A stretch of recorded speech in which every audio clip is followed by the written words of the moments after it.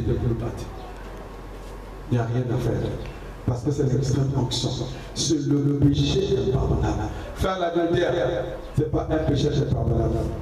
Insulter, ce n'est pas un péché impardonnable. Mais chercher à te révéler à Dieu. Parce qu'un sorcier, en fait, c'est un rebelle. Il veut concurrencer Dieu. Il veut être égal à Dieu. Car Dieu avait dit à Ève, quand tu vas goûter le fruit, tu seras comme des dieux. Et c'était fini. Et frère Madame dit, ils ont goûté pour le céleste. Lorsque nous entendons l'histoire de Judas, que Judas était parti dire j'ai trahi Jésus. Frère Madame dit, Judas était un chrétien limitrophe. Il était arrivé à Kadès Barnéa. Mais quand on arrive là, chacun manifeste sa nature. Et vous remarquerez que la plupart des temps, les gens qui sont arrivés à Kadès Barnéa, parce que c'est la nouvelle génération, ce sont eux qui sont rentrés. La plupart. C'est vrai que les vieillards sont morts, mais une grande partie qui était arrivée à Kadès, ils étaient rentrés. Ceux qui sont arrivés à Kadès Barnéa étaient rentrés là-bas. Parce que nous sommes alloués. Vous goûtez même le don céleste. Il n'y a plus de raison que vous puissiez sortir. La Pentecôte, c'est Kadès Barnéa. Quelqu'un qui arrive à la Pentecôte, il est quelque part vers Dieu. Frère Madame appelle ça le 6e saut. Or, dans le 6e saut, les choses qui étaient poussées dans le 6e saut étaient déjà là dans le 6e saut. Le 6e saut, c'est quoi? C'est la sanctification. Sur le 3e cavalier, nous avons Wesley. Wesley a dit, sans la sanctification, personne ne peut voir Dieu.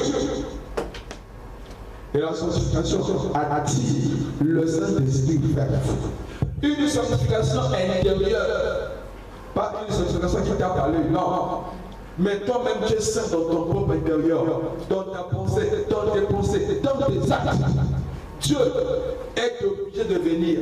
Mais pourquoi d'autres, quand on arrive là, il laisse? C'est parce que le 6e âge, le 3e saut n'est pas donné pour eux. Parce que vraiment, lorsqu'il résume ça, il prend Philadelphie de Philadelphie. Il résume cela des réformateurs sur l'option du 3e cavalier. Vous allez vous rappeler quand on a marché sur les sauts ici, quand on arrive sur le 3e saut, qui a combattu cette option. Nous avons eu le lion, nous avons eu le bœuf. Là, c'est l'homme, c'est la Pentecôte, c'est la connaissance, c'est l'intelligence. Et c'est de là que Kadès Barnéa typifie. Et lorsque l'homme arrive là, l'homme fait les recherches. Il rentre dans la présence du Seigneur. Je vais vous dire à Jésus, tu dois me dire la parole jour et nuit. En cela, tu auras le succès. Le succès, votre succès consiste à habiter la parole jour et nuit. Parce que vous allez voir que c'est l'onction de l'homme. Et ici, dans la présence de zodiaque, nous avons dit cette onction-là. Le pote de le verso, c'est qui? C'est lui-même. C'est lui le pote de l'art. C'est lui l'onction de l'homme, l'onction de la recherche, l'onction de la connaissance. Le but pour lequel nous venons ici à l'église, c'est pour expliquer les merveilles de Dieu. C'est pour écouter la parole, pour que nous sachions comment respecter ces commandements nuit et jour. Car Dieu a dit à Jésus de tenir à gauche et à droite, pour que Dieu ait du succès dans toutes tes entreprises. Voilà.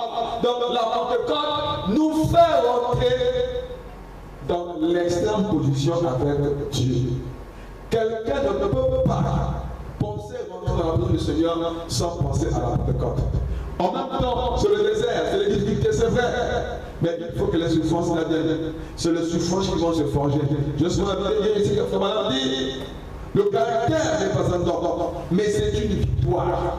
Ne fouillez pas l'épreuve. Il faut que l'épreuve soit là pour que vous ayez un caractère. Nous avons été déjà jugés. Qui a été le procureur pour nous? Jésus. Qui a été le juge pour nous? Jésus. L'avocat aussi, c'est Jésus. Mais garde à ceux-là qui ont eu la sentence de condamnation. Parce que quand Dieu te condamne, frère, tu n'auras pas quelqu'un pour te défendre. Le diable est mal positionné pour te défendre, frère. Mais il faut avoir Jésus pour avocat. En ce moment-là, tu vas prétendre gagner le procès. Mais quand tu as un procureur comme Jésus, et tu as ici l'avocat, le diable, c'est déjà échoué. Tu es déjà battu. Or, l'église pour nous, nous faisons la somme de tout. Alors, l'église pour nous, c'est quoi? C'est une ville de refuge. C'est vrai que ce n'est pas une tribunal, mais le mystère, c'est quoi? Et que dans l'église, nous trouvons un refuge. Voilà, pas mes frères, ne fouillez pas l'église. Faut madame a dit, ne fouillez pas pour l'église. Vous devez aller écouter que le Parlement prêche le message. Car on fait l'église n'est pas une bonne position. À l'église, nous venons faire la première de notre Seigneur. À l'église, nous venons nous réénergiser. Nous venons nous réconforter. La Bible dit, ceux qui sont se confient à l'Éternel, ils retrouvent leur force. Mais toi, tu ne viens pas à l'église. Tu restes à la maison. Comment vas-tu faire pour avoir les forces pour marcher? Vous devez savoir que de la même manière que la personne mange physiquement, elle doit aussi manger spirituellement. La nourriture spirituelle, c'est pour la partie spirituelle. Elle se passe à l'église. Les veillées de prière, elles sont importantes, mes frères et sœurs.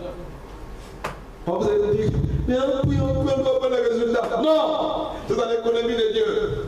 Un jour, ça va s'éclater. Dieu n'est pas un faux. Il est toujours vrai. Il paye toujours. Lui n'a jamais eu les drogues en dette. Il finit par payer avec les intérêts. Si je souffre de vous le dire, c'est parce que je sais de quoi il s'agit, mes frères. Israël a marché sur 22 stations. Attends, c'est une petite distance. Qu'est-ce qui empêche qu'ils arrivent à temps? Dieu sait pourquoi il fait ça, frère. Toute chose est bonne pour Dieu. Arrêtez de vous plaindre. Arrêtez de jacasser. Dieu sait pourquoi il vous met sur cette ligne-là. Les épreuves peuvent arriver. Mais quand les épreuves arrivent, ce n'est pas qu'il veut vous abandonner. Non. Il est toujours avec vous. Mais sauf qu'il sait pourquoi vous allez arriver à un moment donné.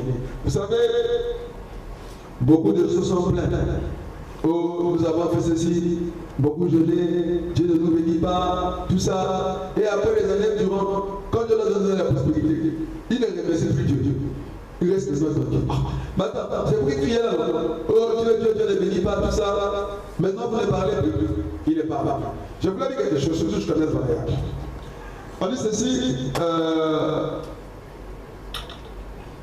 c'est la partie là où, quand on parle de la Bible de Kédorlaomer, là où Israël a fait le combat avec le roi. Cette ville-là était en rapport avec cette cité. C'était la ville des Amalécites, les Amalécites, ouais. C'est la ville. Abraham a vécu proche en anglais. Abraham a vécu proche de Kades Barnea. C'est parce que c'était entre Berlaour et Kades Barnea. Donc, quelque part vers Beersheba. C'est là. Et c'est là où l'ange de l'Éternel a apparu à Agar, Kades Barnea. L'histoire de Kades Barnea. C'est là où l'ange de l'Éternel a apparu à Agar. Pour ceux que vous connaissez, lorsque l'enfant était en train de vouloir mourir à cause de la soif. L'histoire des puits qui existe là, c'est l'ange qui a créé ces choses. Et vous connaissez l'histoire d'Agar. Agar était une Égyptienne, une servante de Sarah. Et comment est-ce que Agar a pu avoir Sarah comme maîtresse? C'est lorsqu'ils sont partis là-bas à Guérard. Abraham, étant dans une situation mauvaise, il avait pensé que Sarah était sa sœur.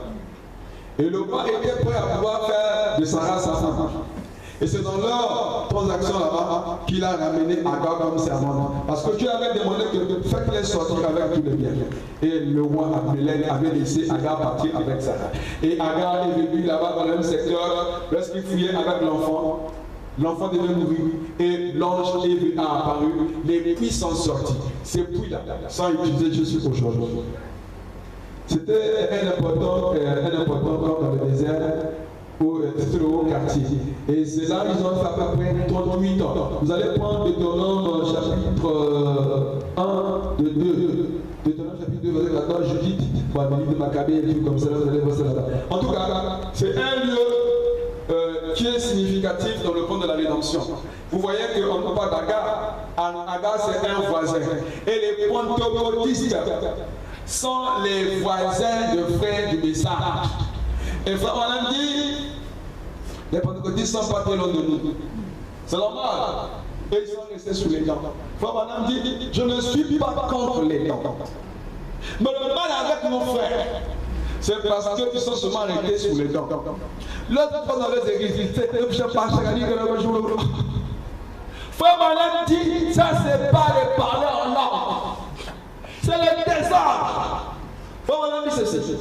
À la Pentecôte, les gens n'ont pas parlé les langues diverses. Ils ont parlé les langues des humains. Pourquoi? Les apôtres les écoutaient dans leur propre langue.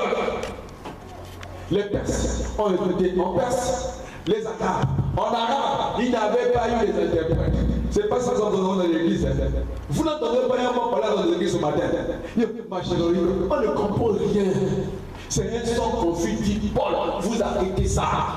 Nous voulons ici un frère qui nous parle en anglais. You, go. Et les frères qui connaissent l'anglais, ils vont commencer à interpréter. Oh, frère, on dit, va à la maison. Le parler dit à vos frères qui sont partis dans les églises éveillées là. Le parler en langue, dit le prophète de l'heure, est donné sous forme de syllabe. C'est un message télégramme. C'est comme ça qu'est donné le parler en langue. Le parler en langue ne vient pas nous citer la Bible. Non, c'est faux. Le parler en langue, c'est le second moyen que Dieu parle à ses enfants. Il vient dire par exemple, mon frère, tu dois quitter ta maison, demain il y aura la tornade. Il y aura une foudre qui va tomber. On dit au frère, quitte la maison. Si la foudre tombe, on dit Dieu soit loué et nous a préservé contre un danger. S'il n'y a pas la foudre, frère, viens. C'est le diable qui t'a parlé. Tu as dit hier. Dieu ne ment pas. C'est ça les parlants en langue. Mais vous allez voir ce matin, machin chapitre, on ne comprend rien. Et Frère Branham dit, ce parler en langue là, il est édificateur pour vous-même. Lorsque vous priez, vous pouvez parler de la langage que vous. Mais quand nous sommes en groupe ici, nous voulons connaître le message que Dieu nous donne. Il faut même parler en langue qui ont un rapport avec les hommes des humains. Si un parler en langue c'est des débits ici, on va les débits qui vont être côté. Enfin, ainsi de suite. Voilà. Pour les parler en langue qui vont nous faire la tête, on ne comprend plus rien. Non. C'est pas ça les parler en langue. Les prophéties nous en voulons. Les disent ces choses-là, nous en voulons. Voilà pourquoi Frère Branham dit ceci. On doit avoir des gens qui ont les dons, qui se réunissent avant le culte ou après le culte. Nous voulons savoir pourquoi un frère, à plus de 50 ans, il n'est pas marié. Non, la vie a changé. Bon, on n'a pas besoin de ceux qui sont les initiés. Vous pouvez nous parler des choses des enfants de Dieu. Non. Nous voulons voir des hommes qui sont oués de l'esprit. Voilà pourquoi nous devons veiller sur les temps. Lorsque une chose est faite, Paul dit éprouver. Parce qu'on a tellement fait les prophéties façon. Maladroite, qui n'ont rien à voir avec les diplômes de la réalité. On dit les prophéties qui n'ajustent pas avec la réalité. Nous devons éprouver. Si ce n'est pas Dieu, on dira que les prophéties sont fausses. Le diable t'inspire.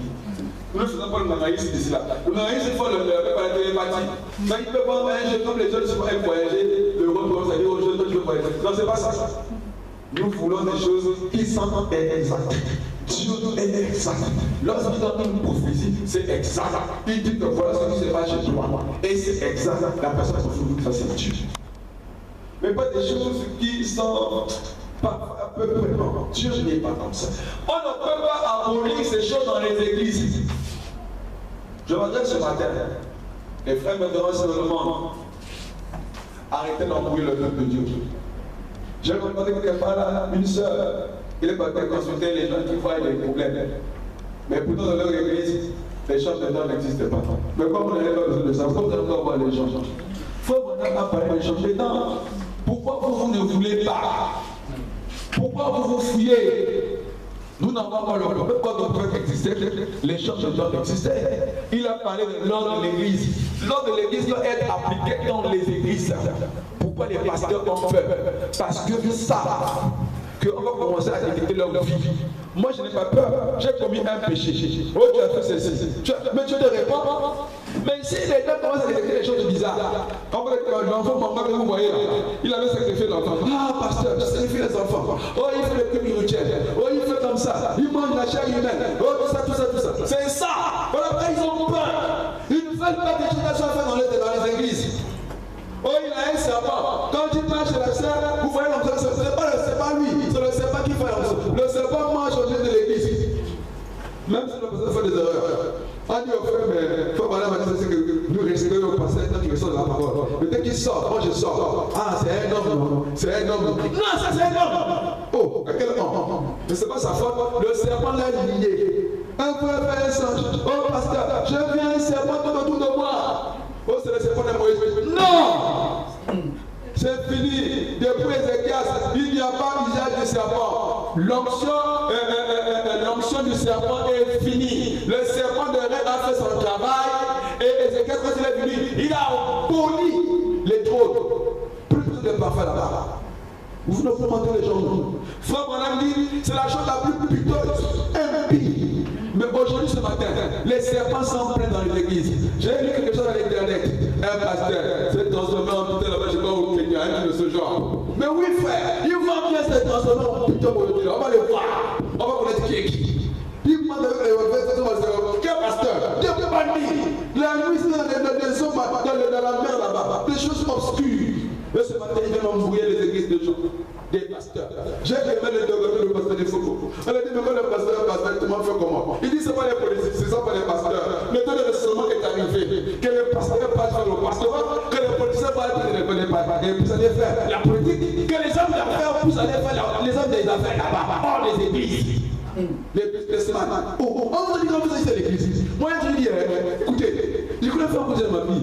Je vais faire des choses ailleurs. Venez embrouiller les enfants de Dieu. Ici, on vient pour le salut des âmes. Je suis allé, il y a peu de soucis. Moi, je demande de vous. Ce n'est pas des businessmen. Ils vont prendre les démons partout. Ils vont avoir le peuple de Dieu. Ils vont le bâtir, tout ça. Le feu de consultation. Mais le peuple de Dieu, c'est écarté, vous ne voyez pas bien. Ils apportent le feu de consultation. Pour voir un pasteur, il faut faire de consultation. C'est quoi ça? C'est quoi? Vous ne voyez pas, c'est les businessmen, c'est les politiques. Nous savons que la politique a été engagée par l'Église catholique. C'est leur domaine. Mais nous, ça n'a rien. J'ai dit ça, même si Dieu, je m'en fous. Ça, c'est l'histoire de Rome. Rome, lui, gère la politique, la preuve. On vous a dit ici au Burkina Faso, là-bas. On avait un politique là-bas. C'est ça que. Voilà. Nous, on n'est pas des politiciens. Nous sommes des chrétiens. La politique fait son travail. Nous aussi, on fait le nôtre. Quand le temps va arriver, que la personne arrive, on va bien exister. Tant mieux, on quitte la terre. Si on va vraiment quitter la terre par le fusil, tant mieux. Quoi qu'il en soit, nous allons quitter la terre. Mais pas mélanger la politique avec Dieu. Vous le voyez ce matin avec les versets des super pasteurs. Mais la nuit, c'est des conclaves au Mossad. Ils ont dit que leur ennemi, c'est celui-là. Vous ne pouvez pas savoir comment j'ai combattu ici. J'avais dit à essayer seulement, vous allez voir. Sauf ça. Mais laissez la femme de la politique, elle nous a fait boire. Même ceux qui prétendent prêcher le message. Ils ont enlevé la photo là dans leurs églises. Mais quand même, ils ont les brochures de William Marion. Vous êtes suspects. Voilà pourquoi ils ont dit que les chambres de Dieu n'existaient pas. On les voit dans les cercles, dans les églises. Les pasteurs. Enfin, encore. C'est comme ça. On fait avec. Continuez à faire avec. Je vais vous dire que je ne vous connais pas. Là, arrive frère. La poussière va cesser. On va connaître qui est réellement pasteur et qui ne l'est pas. Moi, je te dis, mais vraiment, attends, il y a beaucoup des hommes, il y a beaucoup d'affaires qui sont du monde. Vous venez enlever le peuple de Dieu. Oh, attends, peut-être c'est si facile, mais je sais quoi. Pourquoi vous ne voulez pas que la porte de Paul soit dans vos églises? Il y a un problème avec vous. Dites-moi, je parle aux yeux du monde. Dites-moi. Où Frère Branham a dit que les deux ne devaient pas exister. Pourquoi vous avez écarté ça dans les églises? Frère Branham dit que c'est le second moyen que Dieu parle à l'église. Amen. Pourquoi? Dites-moi pourquoi. Pourquoi? Pour quelle raison? Oh, c'est le diable. Tu sais déjà de quoi? Oh, le troisième coup. Tu vas au Gabon, tu manges les fous du Gabon. Oh, mais il faut aller dans les moments. Le troisième coup le fait. Allez sur la main comme ça, frère. Le troisième coup, je suis avec le troisième coup. Là, c'est-à-dire que tu parles, la chose se passe. Le troisième coup, c'est une extrême puissance. Je crois que le troisième coup est sous forme de bouton encore en nous. C'est Samson qui est en train de moudre les blés des Philistins. mystère. Le troisième point, c'est quoi? Samson va